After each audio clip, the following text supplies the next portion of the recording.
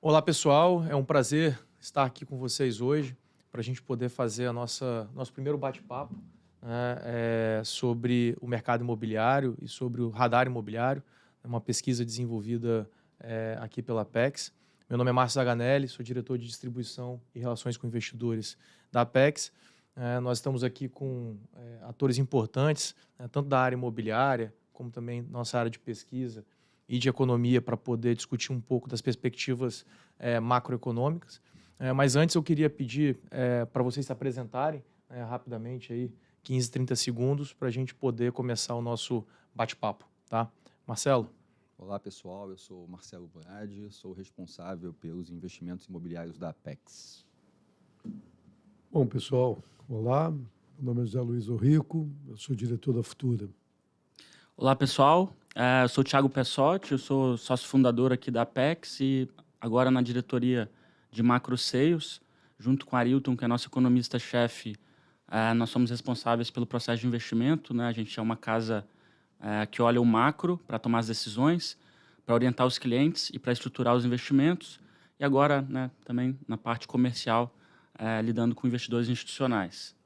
Perfeito. Acho que um ponto para a gente iniciar, né, e colocar como perspectiva para quem está nos ouvindo, é importante a gente dar um passo atrás e entender um pouco como que é construído e desenvolvido o nosso processo do radar imobiliário. Então, Marcelo, acho que a gente pode começar daí e a partir dessa contextualização a gente consegue entrar em cada uma das dimensões para entender tanto a construção que a gente teve até agora nesses indicadores que compõem o radar imobiliário, como também como que os fatores macroeconômicos podem ou não influenciar positivamente a nossa perspectiva de futuro. Tá? Bom, o radar, em 2016, né, quando a gente tomou a decisão de fazer os investimentos no mercado imobiliário, a gente sentiu falta de ter um modelo sistematizado de informação que pudesse ajudar a gente no nosso processo decisório. Aliás, essa é uma grande deficiência do mercado imobiliário. Eu também acredito que de outros mercados, né? Principalmente em mercados regionais como aqueles em que a gente atua. Então, o radar imobiliário foi uma iniciativa que a gente teve de tentar construir esse modelo, né?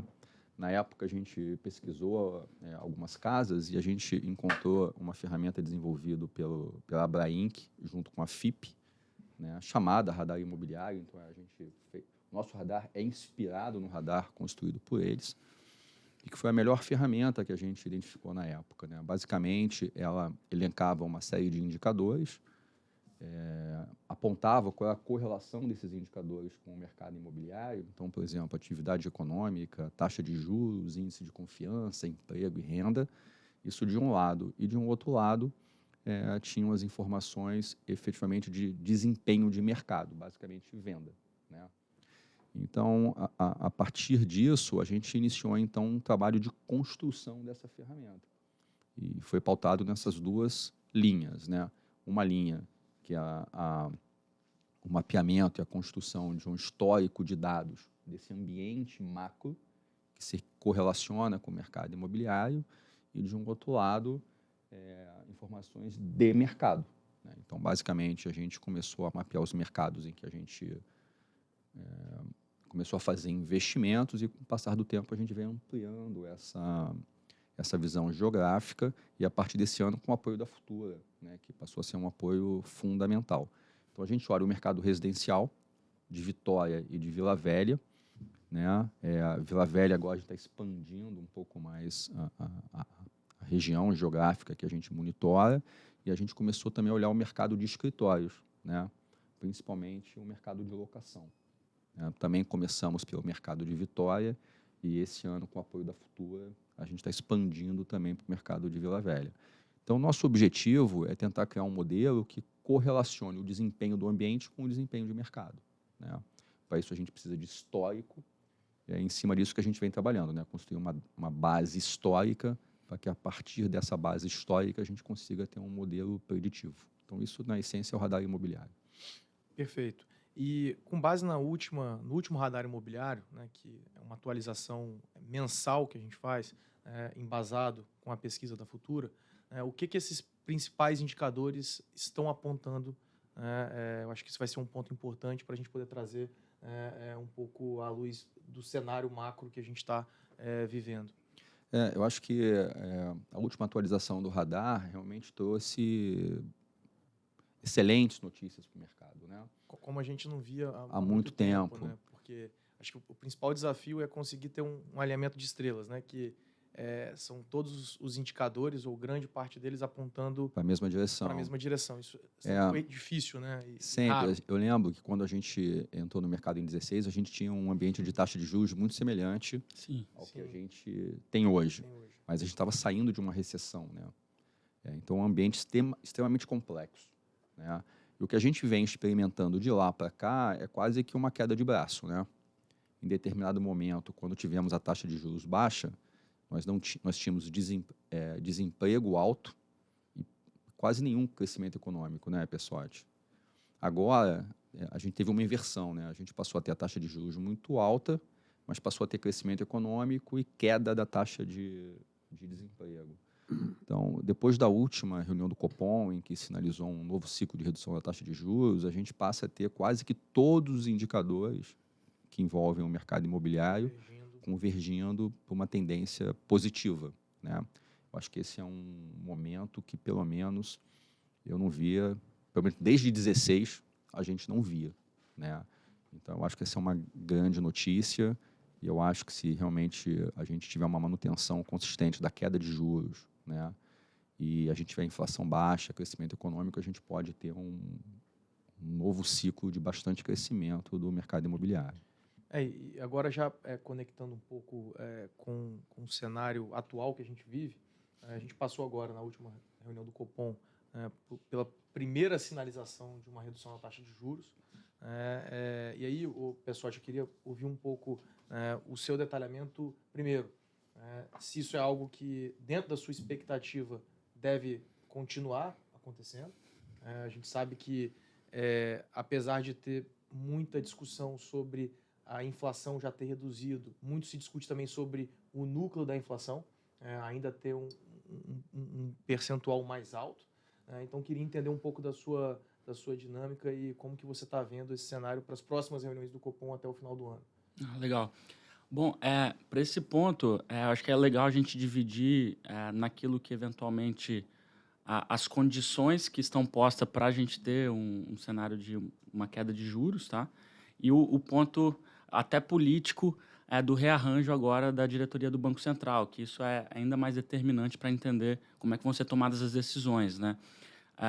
Eu acho que o primeiro ponto, de fato, a gente tem um retrato de um nível de inflação muito bom no Brasil, né, que de fato permitiu que a gente começasse, né, a cair a taxa de juros. Quando a gente olha, né, a gente tem a inflação rodando nos últimos 12 meses aí, muito abaixo da meta, então, experimentando alguma deflação. E quando a gente olha aquilo que o mercado hoje precifica, apesar das incertezas que a gente encontra no dia a dia ali nos ativos que são marcados a mercado, né? Mas diferente do mercado imobiliário, que eu acho que é uma outra história, porque aqui, de fato, a gente precisa entender o caminhar da taxa de juros à vista e não necessariamente as expectativas do dia a dia. Aqui, eventualmente, ficaria para outro podcast para a gente falar de ativos líquidos, mas, por exemplo, a taxa de juros, o que mais importa, para o mercado imobiliário, é esse caminho que a taxa de juros vai percorrer. Então, hoje o mercado ele já tem a expectativa na curva de juros futuro que a gente tem mais 4 quedas de 0,5%, tá? Ainda esse ano, e que a taxa terminal da Selic, no final de 24, ela vai ser 9%. Tá? A grande discussão agora que vem para a mesa é se a velocidade com que a queda de juros vai acontecer vai ser mais rápido do que estão precificando e se a taxa terminal pode ser um pouquinho maior ou um pouquinho menor. Eu diria que pouco importa para o mercado imobiliário e para os ativos de economia real, se o pace vai ser de 75 bips de queda, se vai cair meio, ou se a taxa de juros terminal vai ser... O importante é a direção, né? 8,5 ou 9. Isso tem uma acessibilidade maior para a Bolsa, para outros ativos, né? Agora, para o mercado imobiliário, eu acho que a grande sinalização é essa, que a gente, de fato, tem condições para ter essa queda de juros que vai acontecer, tá?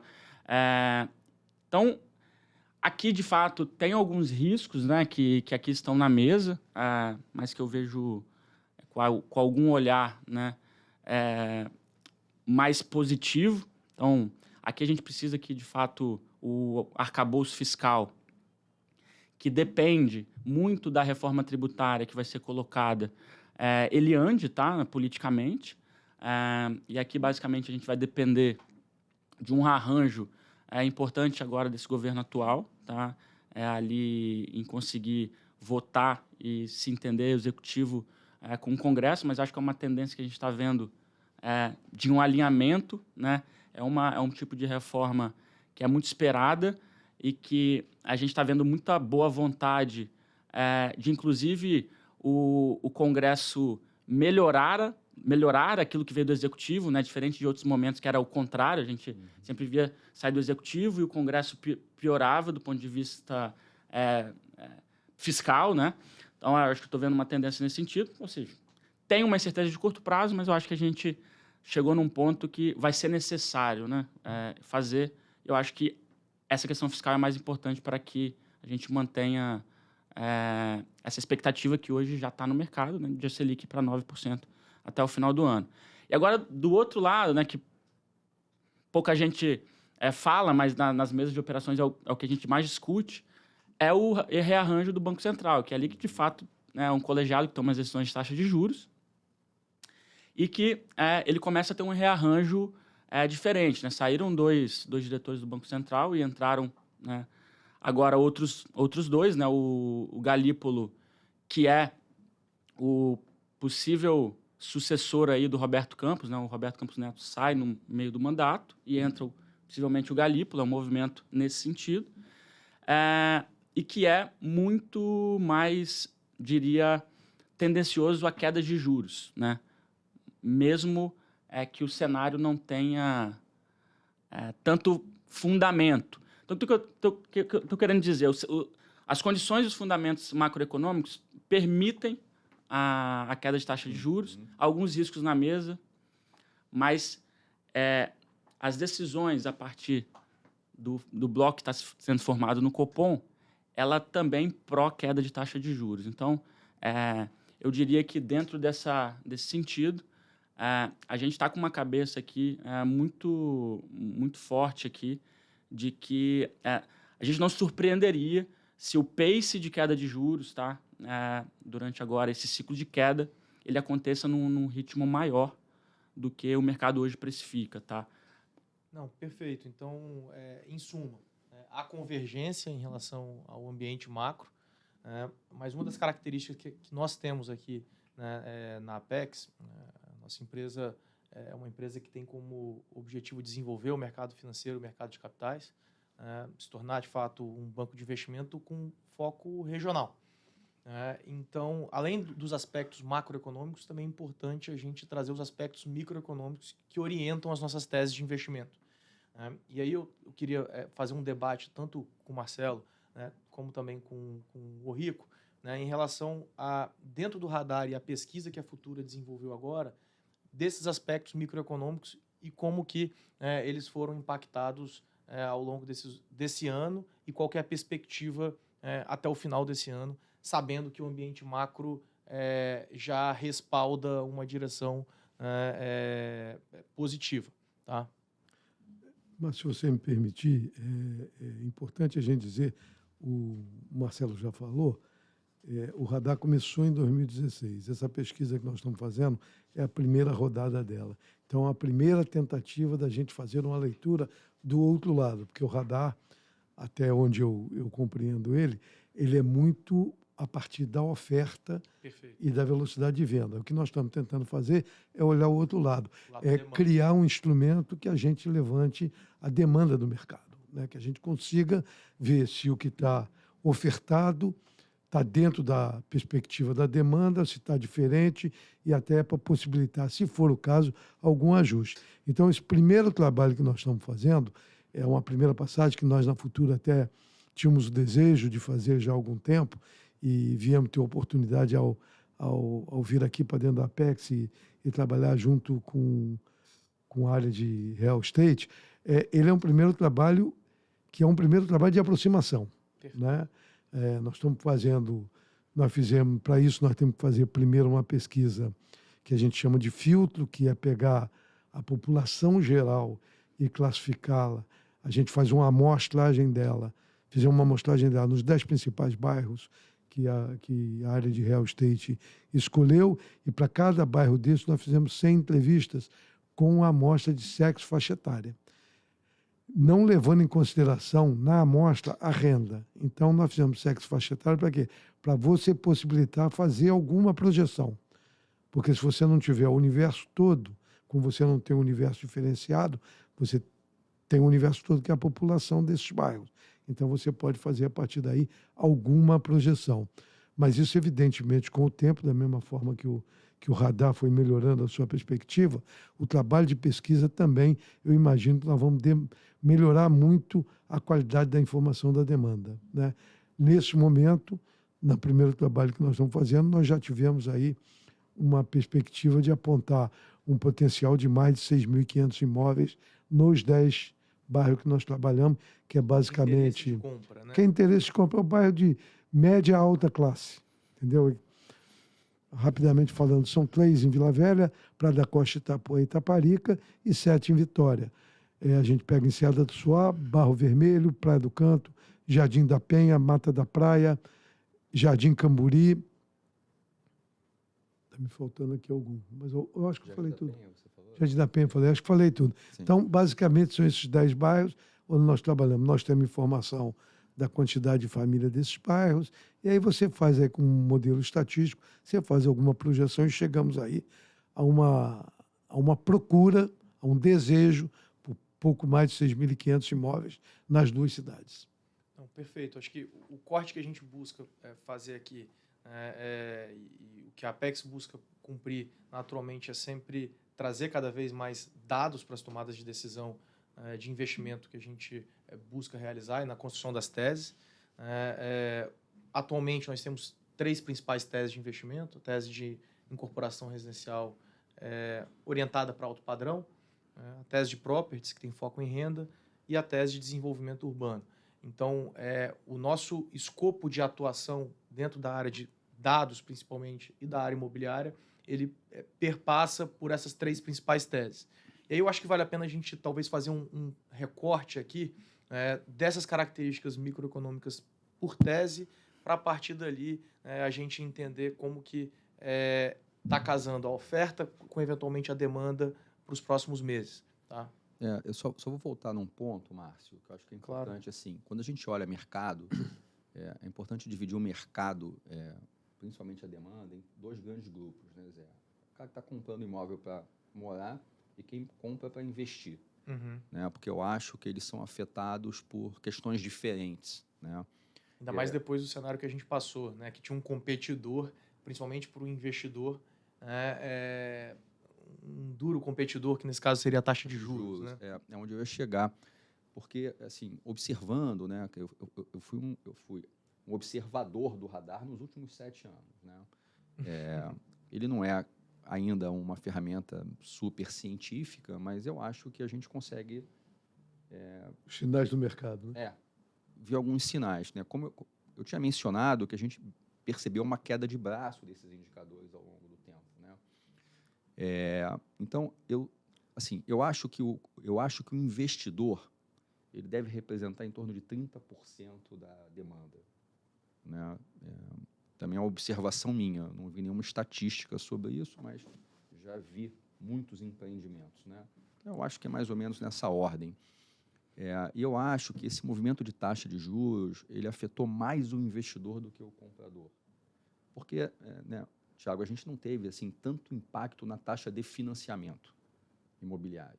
Né?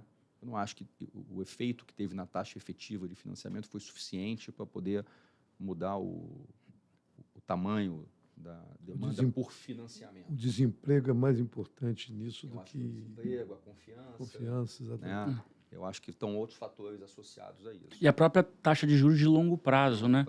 Que não tem tanto a ver com a taxa de juros que vai ser decidida agora, né? Então... Eu acho que essa taxa de juros alta, ela afastou mais o investidor nesse processo do que efetivamente o comprador. O comprador ele foi afastado por essas questões, incerteza, né, desconfiança, inflação alta. Eu acho que tiveram outros componentes, né? Mas o mercado de Vitória, assim, mas o que é interessante quando a gente olha os nossos mercados, né, como Vitória e Vila Velha, eu acho que são mercados que, ao longo desses 7 anos que a gente acompanha, eu posso dizer que são mercados muito, a gente tem um mercado muito inteligente, porque eu acho que eles foram se autorregulando. Em nenhum momento eu vi que houve um pico de estoque. O estoque ele sempre teve na faixa aí de 25% da oferta. Isso nas duas cidades, Nas né? duas cidades. Bem E era fácil impressionante. perceber isso pela curva de lançamentos, né? Então o mercado recua, não faz lançamentos para absorver mais, né? O mercado aprendeu, né, Marcelo? Porque lá no início do século houve uma explosão de oferta, né? Nós ficamos aí com um monte de imóvel ofertado, o preço teve que cair, quem não tinha capital para segurar o custo teve que baixar preço, e foi um momento muito difícil do mercado. Viu, quer dizer, apesar de todas as crises que a gente viveu nesses 7 anos, inclusive a pandêmica, a gente não viu retração de preço nos nossos mercados, né? Tudo bem que a gente teve um aumento de preço por conta a gente teve um pico de custo, né? Isso pressionou o preço para cima, mas o preço também só pôde subir porque tinha uma oferta que estava regulada, né? Senão, talvez algumas empresas tivessem que absorver prejuízo, né? Então, acho que a gente teve um mercado que se regulou relativamente bem nesse período. Consequentemente, isso é um sinal de um mercado maduro, né? Um mercado maduro também não opera com grandes taxas de velocidade de venda, né? Então, acho que para a gente que investe, isso dá para a gente uma boa previsibilidade, né? A gente consegue fazer boas previsibilidades em mercados que são mais maduros, né? Então, vou dar aqui um retrato do mercado da oferta do mercado residencial de Vitória, por exemplo. A gente está falando que a gente tem em torno hoje de 60 e poucos empreendimentos que ainda têm ofertas à venda.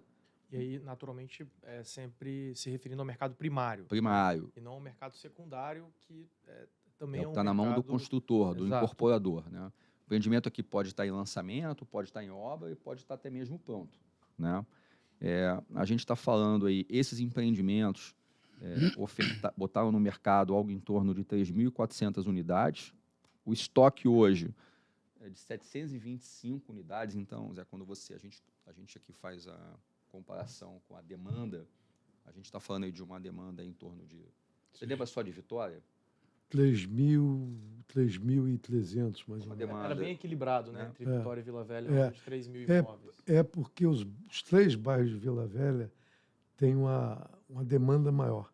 E uma coisa interessante, que não é o caso do investidor, mas é o caso de quem compra para morar, é quem mora em Vila Velha quer imóvel em Vila Velha, e quem mora em Vitória quer imóvel em Vitória. Não tem essa transação, né? Ou seja, há muito tempo as pesquisas que a gente faz indicam que o fator mais importante, evidentemente, além do preço, é a localização do imóvel. Mas esse é um ponto interessante porque ao longo dos últimos anos a gente teve uma distinção de preço relevante entre Vitória e Vila Velha, né? Só que Vila Velha, ao longo dos últimos anos, principalmente nos últimos 2, 3 anos, teve um aumento relevante de preço do metro quadrado e pode ser um indicador que eventualmente pode mudar. Sim. De pessoas que moram em Vila Velha ou que moram em Vitória, eventualmente, principalmente quem mora em Vila Velha, eventualmente tem interesse de comprar em Vitória, dado que você tem os preços estão se aproximando. Né? Isso, o tempo pode ser que se verifique, que as pessoas comecem a perceber, porque essa é outra coisa, né? Isso tudo é percepção. Se você pegar alguém que está procurando imóvel e que não entende do mercado, como é o caso aqui, por exemplo, de muitas pessoas que estão querendo comprar, ele pode estar, vou comprar aqui em Vila Velha porque meu tamanho é de Vila Velha. Ele pode não saber que hoje o tamanho de Vila Velha é o mesmo tamanho de Vitória, né? Isso circula dentro do mercado, mas não circula para o comprador em geral, né? Porque também tem o efeito do imóvel pronto, né? Então, assim, mas quando a gente olha, assim, voltando aqui, a gente olha o tamanho do mercado, a gente está falando aqui de 720 apartamentos, 730, pode ser um pouco mais, um pouco menos, porque a gente sabe que tem variação nessas informações, mas estamos falando entre 20% a 25%, de novo, do que está em estoque daquilo que foi ofertado. E outro índice também que pouco varia durante todos esses anos, porque a gente faz isso mensalmente, então são muitos meses, é a velocidade de venda. Essa velocidade de venda sempre está na ordem de 2,5% ao mês. O que significa que um empreendimento hoje em Vitória, ele vai levar em torno de 5 anos, né, para ser 100% vendido, né?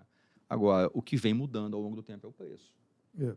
Então, por exemplo, Subiu em muito. Vitória, a gente já tem empreendimentos indicando preços máximos acima de R$26.000, né? O metro quadrado. Então, quando a gente olha indicador de estoque, indicador de velocidade de venda, a gente sempre percebeu eles muito próximos em todas as pesquisas. Realmente, o que vem se modificando e tendo uma tendência muito, muito alta é o preço. Quando a gente olha Vila Velha, é muito semelhante também. Vila Velha é um mercado maior do que o mercado de Vitória, né? Então, em 58 empreendimentos, a gente está falando de 5.600 unidades ofertadas, né? Vila Velha é o maior mercado imobiliário, também tem mais terra, né? Geograficamente é muito maior. Hoje o estoque é de 1.200, mas, assim como Vitória, representa 21% da oferta, né? E a velocidade de venda é 2,6, quer dizer, é muito semelhante, mercado mais maduro também. Só que o preço máximo já está chegando aos R$20.000 o metro. O preço médio hoje de Vila Velha já é igual ao preço médio de Vitória. Então a convergência já fato, começa a ela já- existir, o que ainda a diferença é no preço máximo, né? Porque eu acho que, principalmente Praia do Canto, né, foi o mercado que teve relativamente mais lançamento do que Praia da Costa teve em Vila Velha, né? Mas eu acho que é uma questão de tempo, porque o modelo de negócio do mercado de Vila Velha vem mudando, né? Ele está mudando daquela matriz de condomínio fechado para a matriz de incorporação. Então, quando as matrizes se igualam, a conta passa a ser igual a qualquer um que quer empreender, né? E aí os preços começam a se E aproximar. nós estamos falando de duas áreas, né? Você falou de Praia da Costa e Praia do Canto, que já não tem quase mais terreno, né? Que Exatamente. é o que ajuda também Os o preços preço a se elevar, né? Se você tem pouco terreno e tem o desejo das pessoas de morarem nesse bairro, o preço do metro quadrado se eleva, né? Isso é importante, que é uma característica aqui também nossa, né? De conseguir estruturar oportunidades de investimentos olhando essas características microeconômicas, né? Então, acho que é um pouco do nosso DNA. É claro que a gente tem que acompanhar o macro. Às vezes o macro vai estar falando que o vento é favorável, o vento é menos favorável, a gente tem que ajustar as velas do macro, mas existem oportunidades, né? Esse é um exemplo. O que vai ditar a atratividade de um retorno para o empreendimento em Vitória, em Vila Velha, vai depender das características locais de demanda. Que aí entra nos fatores micro que o Márcio Exato. comentou, né? O fator micro do mercado imobiliário só tem um, é a localização. Dependendo, então, a gente está falando de um índice médio, mas é óbvio que você tem os empreendimentos que performaram bem acima disso. Sim. E aí, E basicamente, outros que eles estão relacionados à questão micro, né, cara? E principalmente a localização. E pelo estoque, você vê que é mais fácil hoje vender aqui em Vitória, mesmo o percentual sendo pequeno, você tem menos oferta em Vitória do que em Vila Velha. E Vitória nós estamos falando de 7 bairros, em Vila Velha de só 3. Só 3 bairros. E falando em termos de retorno, e aí tanto o Marcelo como eventualmente até o pessoal pode comentar, você tem alguma análise que você consegue fazer em relação a retorno para o investidor do mercado imobiliário num cenário na década anterior, por exemplo, nos últimos anos versus a perspectiva para frente? Tem alguma relação que você consegue trazer? Eu acho que E aí eu digo investidor no desenvolvimento imobiliário ou acho que mesmo... isso depende muito, Márcio, do modelo em que ele opta por fazer o investimento. Terreno, compra na planta, Se você faz, se desenvolvimento, você alavanca, corporação. se você não alavanca, eu acho que tem questões que afetam esse retorno, mas também que podem imputar mais risco. É a questão do risco-retorno, né? O que eu vejo é assim, eu acho que a gente tem um mercado cada vez mais maduro, né? E a gente aqui, aí eu vou falar pela nossa ótica, né? A gente olha o mercado imobiliário como proteção de patrimônio. Está mais preocupado, primeiro, em proteger o patrimônio por conta a gente sabe que os nossos ciclos, né, mudam muito. E só para contextualizar quem está nos ouvindo, né, os projetos que a gente desenvolve, a gente São sempre tem uma atuação proprietária, né, ou seja, focada no equity, na participação e não por financiamento ou alavancagem financeira. São ciclos muito longos, né? E a gente tem mudança de contexto no Brasil muito rápida, né? Então, você provavelmente durante um empreendimento você passa por 2 crises, né? A gente torce para que pelo menos a gente, né, mas historicamente sempre é assim. Então é importante olhar o investimento no mercado imobiliário. Eu acho que já tem outros segmentos, outros tipos de investimento que você pode tomar mais risco. Eu acho que o mercado imobiliário talvez não seja a melhor escolha. Eu acho que o mercado imobiliário é um bom movimento de investimento para proteger, né? Mas, até porque também tem um prêmio de risco, né? Eu acho que, se a gente olhar esses indicadores aqui, eu acho que hoje... Acho não, né? A gente faz muita conta, a gente tem mais de 20 empreendimentos investidos. Eu acho que você vai ter sempre uma taxa interna de retorno entre 15% a 20% já líquido de imposto, né? E aí eu já vou aproveitar para fazer uma conexão, né, olhando em termos de portfólio e alocação. Naturalmente, sempre quando a gente fala de um investimento específico, nós temos ali o tripé, né, liquidez, risco, retorno. Aqui, nesse caso, a gente acho que vale a pena contextualizar um pouco, né, o pessoal sobre a importância, eventualmente, desse tipo de ativo no portfólio, né, do investidor. E aí eu digo o investimento imobiliário como um todo, né, seja ele em qual modelo ou forma seja, né, mas com essa perspectiva tanto de proteção, mas também diversificação da carteira de investimento. Legal. Hoje tem crescido bastante aí o interesse pelos fundos imobiliários, né?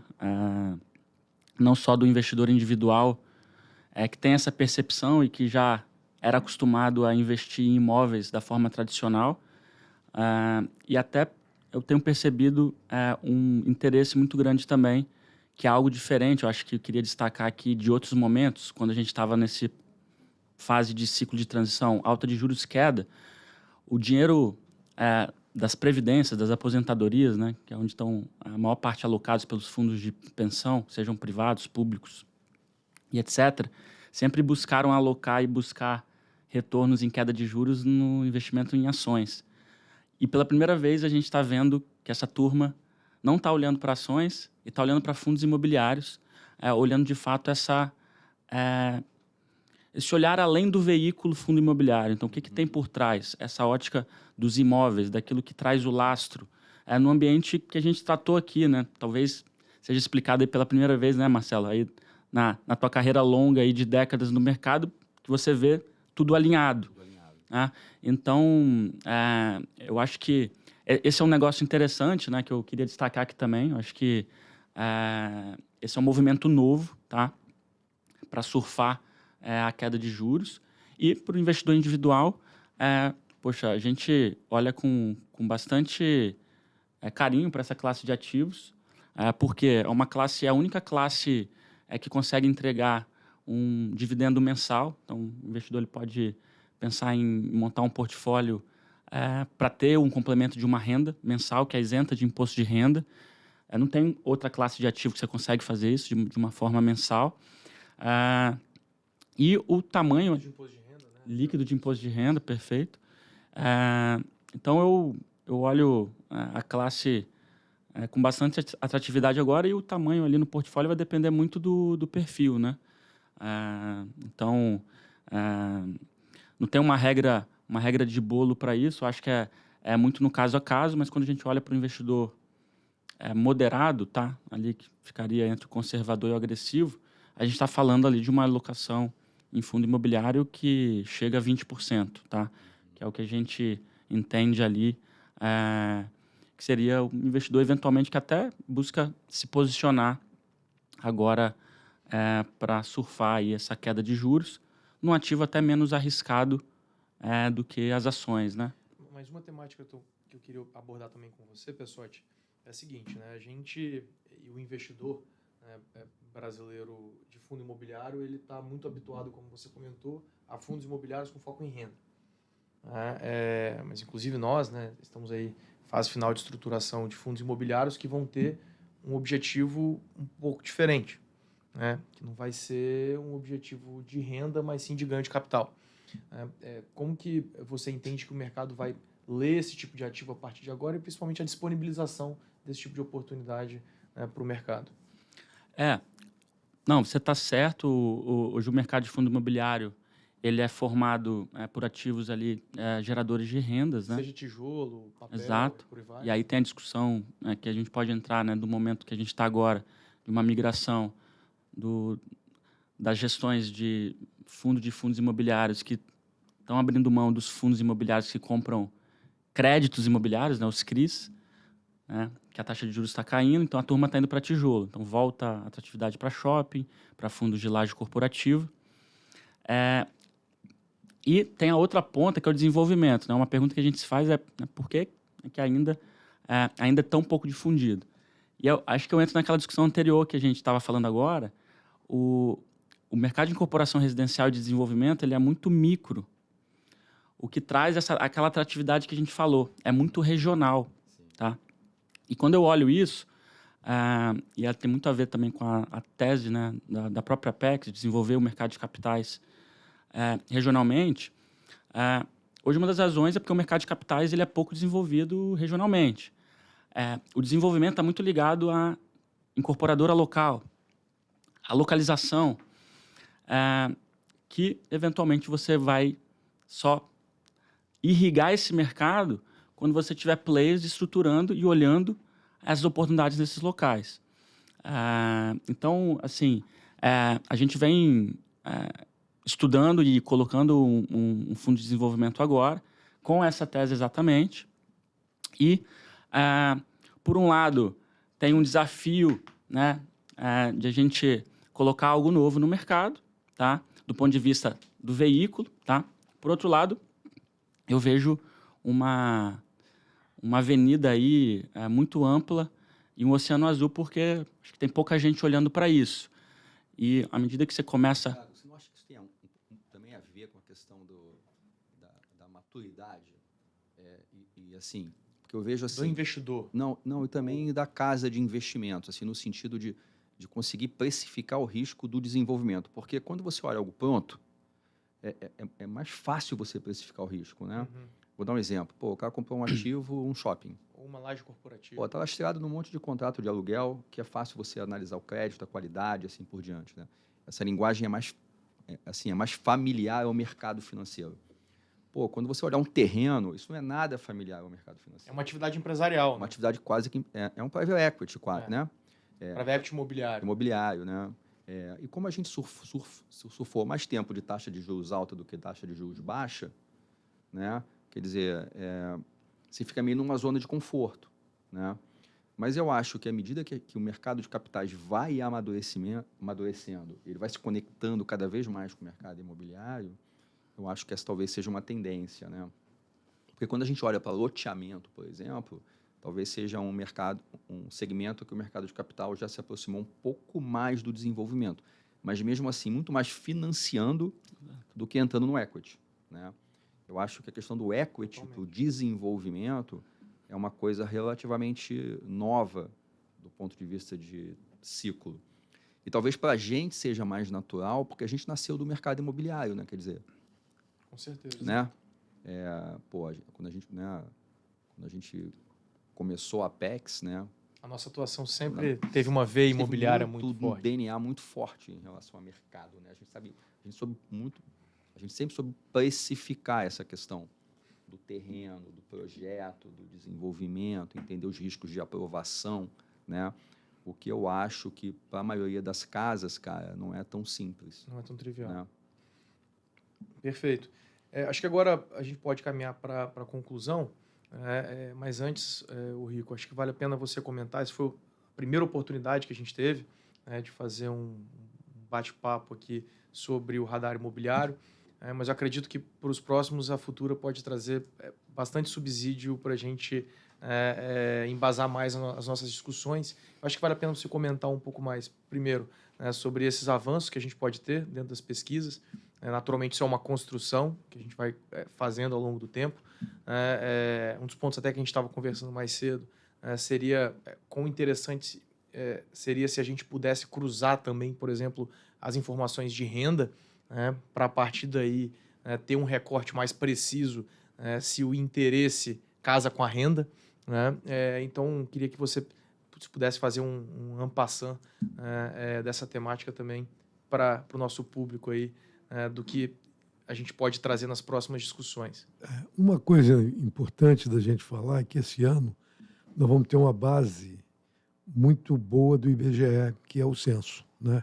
A hora que a gente puder ter acesso ao censo, então nós vamos poder saber exatamente o público de cada lugar onde está e qual o perfil daquele público, inclusive em relação à renda, à idade, a essas coisas todas que são características importantes de você ter para você definir esse situação.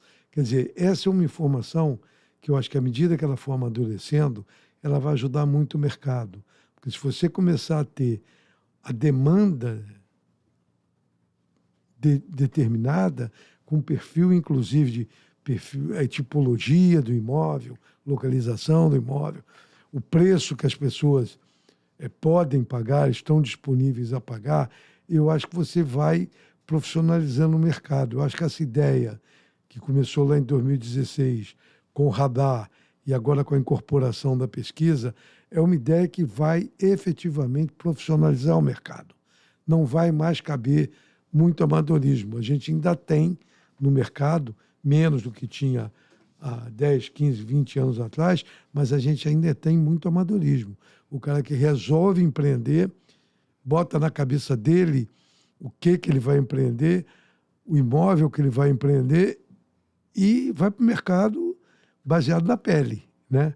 Hoje isso tem mudado e eu acho que o que a gente espera é que o trabalho que a gente vai fazer junto aí com o Marcelo e a equipe dele traga para o mercado informações que ajudem o mercado a profissionalizar e a rentabilizar melhor, né? Principalmente para o investidor, que é o que o Marcelo estava falando.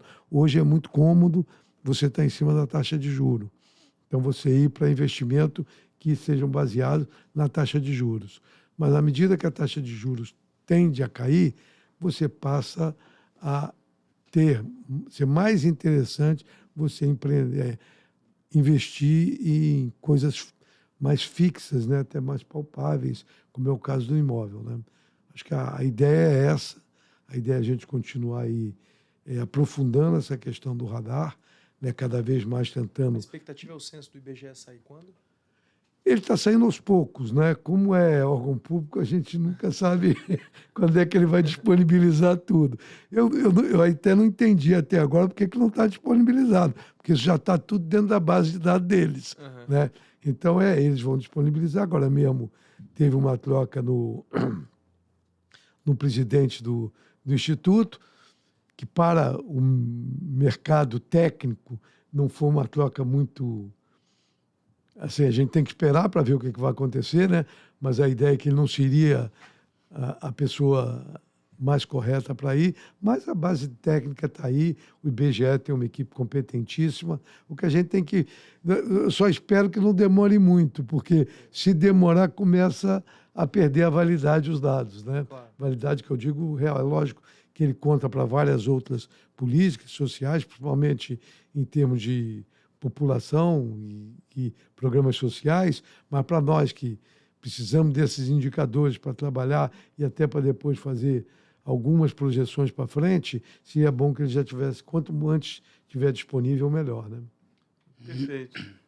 Marcelo, Rico, Pessotti, agradeço aí pelo nosso bate-papo, né? E no mês que vem a gente retorna para poder fazer mais uma apresentação do Apex Radar Imobiliário.